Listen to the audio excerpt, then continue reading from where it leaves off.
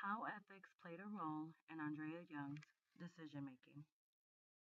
In 2011, Avon announced that they would be replacing Jung as CEO. What could have possibly gone wrong in the 12 years that Jung spent as part of the organization? One way to explain this is by looking at the four component model of ethical decision making and how it can be used to better understand why Jung made the decisions that she made. The first part of this model is moral awareness. That is when one is aware that there is a moral issue at hand. Jung was said to have the cocktail party disease. She was used to the glamorous life and was embarrassed by what Avon was, so she decided to change Avon's image.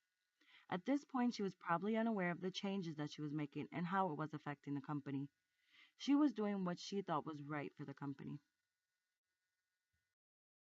The second part of the model is described as moral judgment. It can be seen as the process by which people see their actions as ethical or unethical.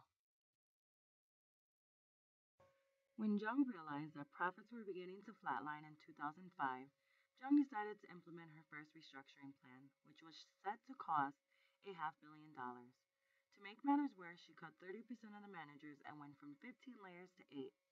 She hired outside consultants and top tier employees from other companies to assist with the restructuring. Her drive to boost profits left her blind to her moral judgment. It is possible that she was not thinking about the effect her decision had on the employees that were now jobless. The third component of the model is moral intent. This can be described as the want to be ethical. Even if Jung was not aware of her unethical practices, or she did not view her choices to be morally wrong, there is an example of a time where her moral intent could be questioned. When Jung moved Avon into the international market, she had some issues on how business was conducted in these countries. The prime example is Avon's expansion into the Chinese market. In 1998, China put a direct selling ban, which led to Jung having to set up beauty boutiques to be able to sell the product. In 2006, Avon received the first license to resume direct selling, but not without a cost to Jung and Avon's reputation. There were allegations that Avon possibly violated the Foreign Corruption Practices Act. The final component in the model is ethical behavior. This states that ethical behavior consists of all the other factors, in addition to individual and situational factors. Jung put up a facade of confidence in the decisions that she made for Avon, yet deep down she was struggling on a daily basis. One would assume that she just continued to make unethical decisions because that is a type of behavior that is evident in the choices that she made.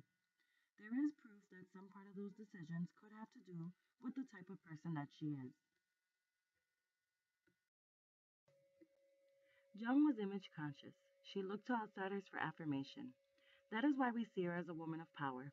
In reality, when Jung took an assessment that measures a leader's vulnerabilities when under stress, she was found to be a pleaser. That is why there are many factors that help determine the role that ethics plays when faced with making decisions.